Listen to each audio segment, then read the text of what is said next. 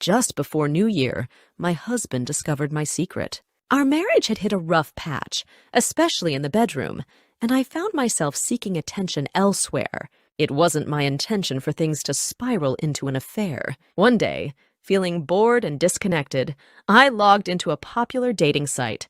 I took precautions, concealing my face but sharing pictures of my body to avoid recognition. Surprisingly, I received attention from various guys, and soon, seeking this attention became a habit. Among the many responses, one man stood out. He too was married, and we were both aware of our relationship statuses. Our interactions escalated, leading to a date where things became physically intimate on the very first day. Thus began a passionate and intense affair that spanned 4 months, until the inevitable happened. My husband caught us. Our downfall came when we got careless. I started inviting him to my house when my husband wasn't around, and that's when the truth unraveled. The consequences of our actions became unavoidable, changing the course of our lives forever. Little did I know, my husband had suspicions about my affair. Unbeknownst to me, he used a hidden camera to capture moments between me and my affair partner. When he finally confronted me with the evidence, shock washed over me. He unleashed a barrage of hurtful words I never thought could come from him. Witnessing his reaction was the most devastating experience of my life. I regretted deeply that my actions had led to such pain. He demanded that I leave immediately, and so, for a week, I sought solace at my mum's place.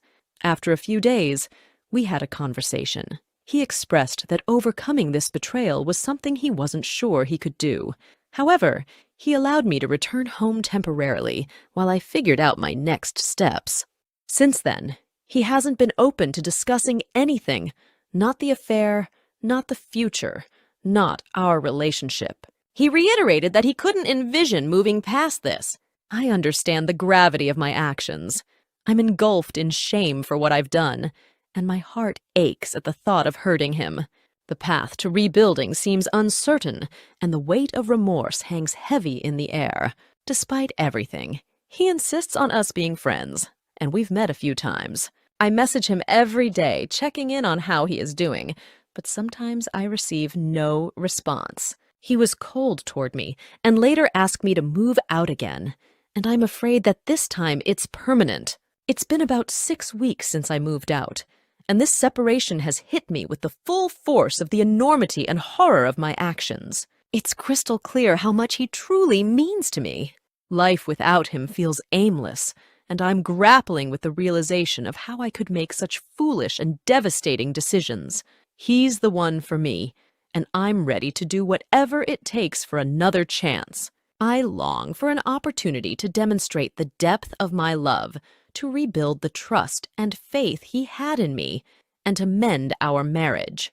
But is that even possible when he avoids discussing anything? I've given him space, not wanting to pressure him into talking, but there's this fear creeping in. I'm afraid that as more time passes, he might come to the realization that he's better off without me. The uncertainty of the future and the desire to make amends weigh heavily on my heart. I've taken part in some individual counseling to delve into what led me down the path of my actions. I now understand the reasons behind my choices, and I'm certain I would never repeat such a mistake with anyone. However, I find myself at a loss about what steps to take next.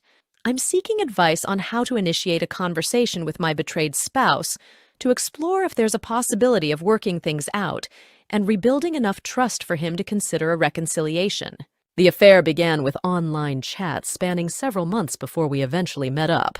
While we met multiple times, it was more of a physical affair that I didn't think was going anywhere, and it just got out of hand. I admit that my actions were entirely selfish and driven by foolish reasons. Intimacy had been lacking in my marriage for an extended period, and we struggled to address or improve the situation.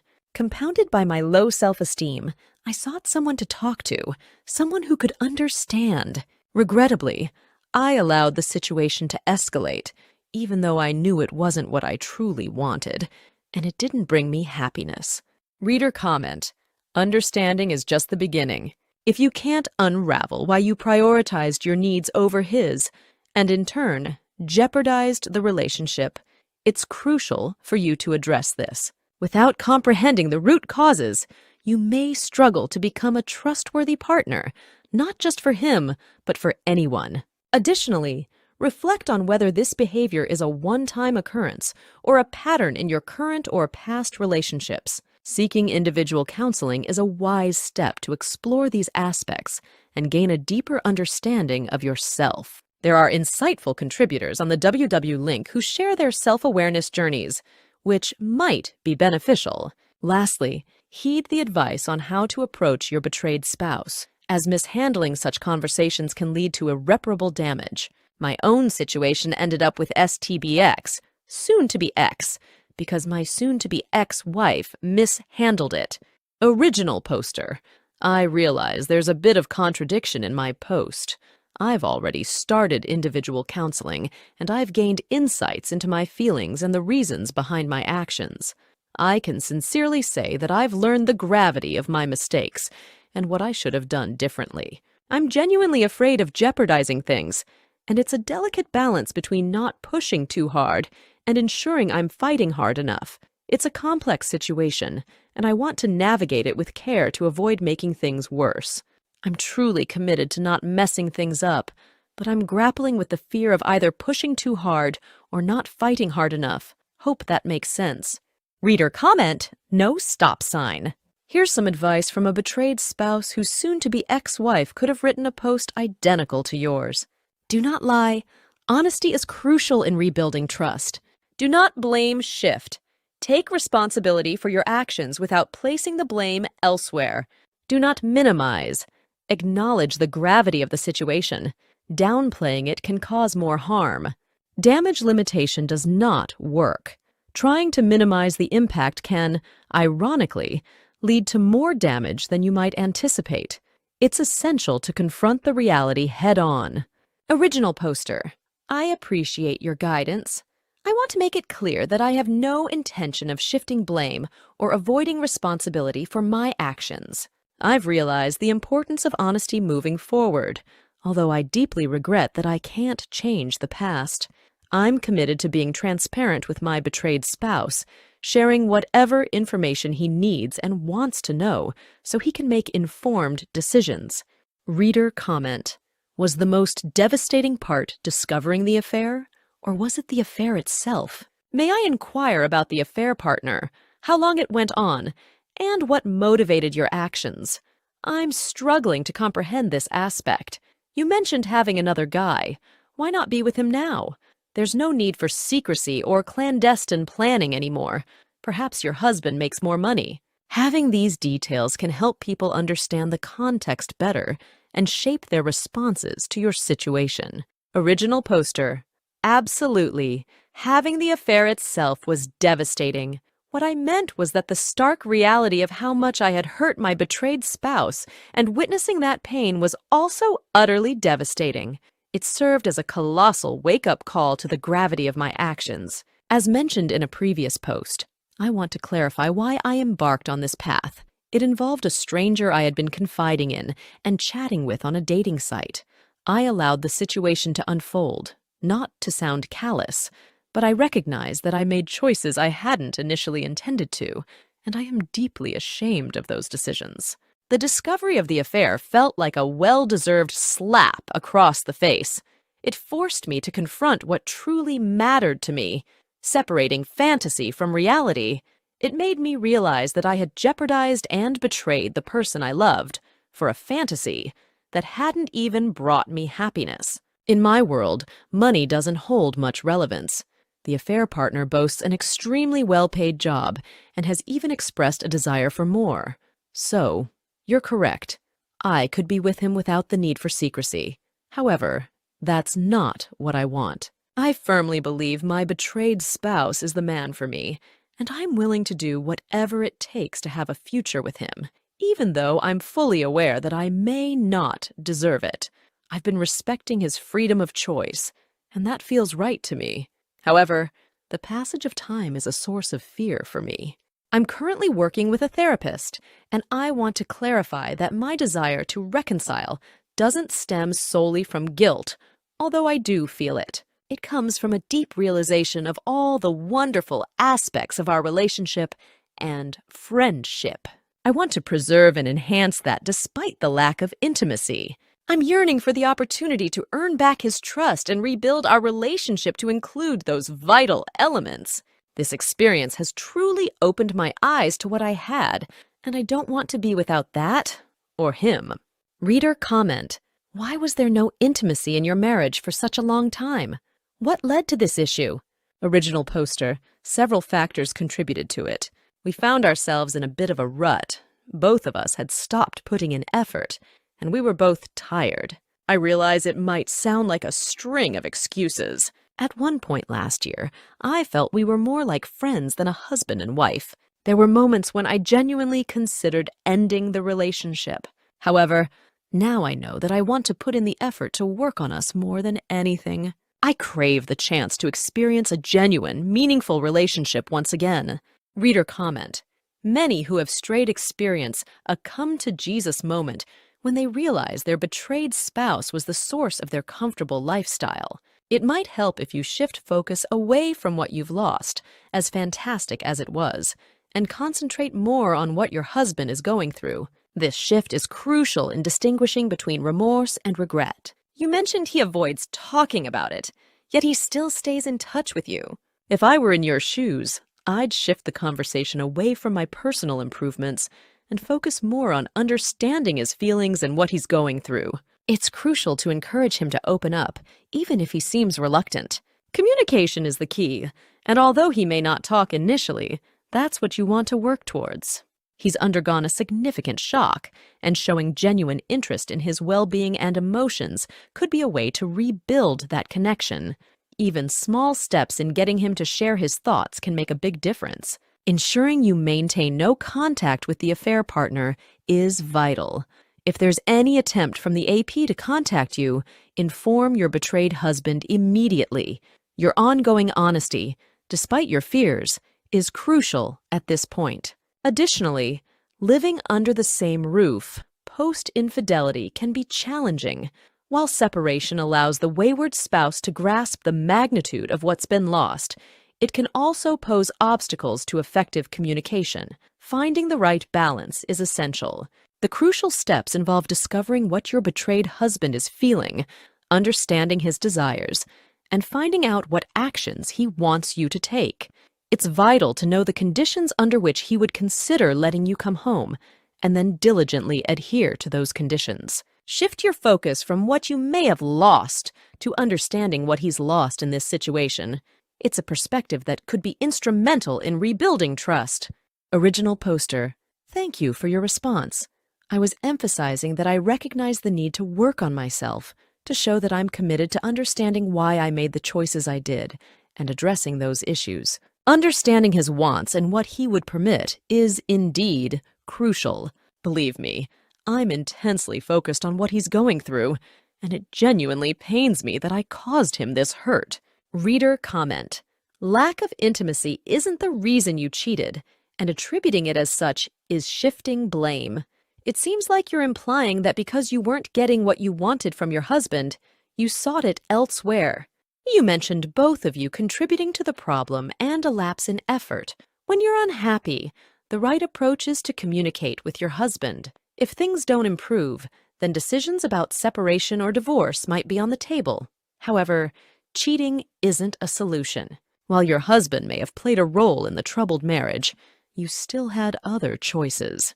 You opted to cheat when you could have considered leaving. Is the other man married? Has either you or your husband informed his wife? Also, it's clear that your affair involved both physical and emotional aspects. Original poster: I'm not shifting blame. I'm simply acknowledging there was a lack of intimacy, and both of us had stopped trying. I attempted to address it through conversation on multiple occasions. I'm not suggesting that the lack of intimacy justified seeking what I wanted elsewhere. I recognize I should have made my husband listen, engage in dialogue, and ultimately, I should have made any decision rather than resorting to cheating. But the truth is, I messed up. I made a foolish, selfish decision that I regret more than anything. I've devastated someone I love, and it makes me feel sick. I'm fully aware of my actions, and despite knowing what a mess I've created, I can't help but hope that somehow we can navigate through this.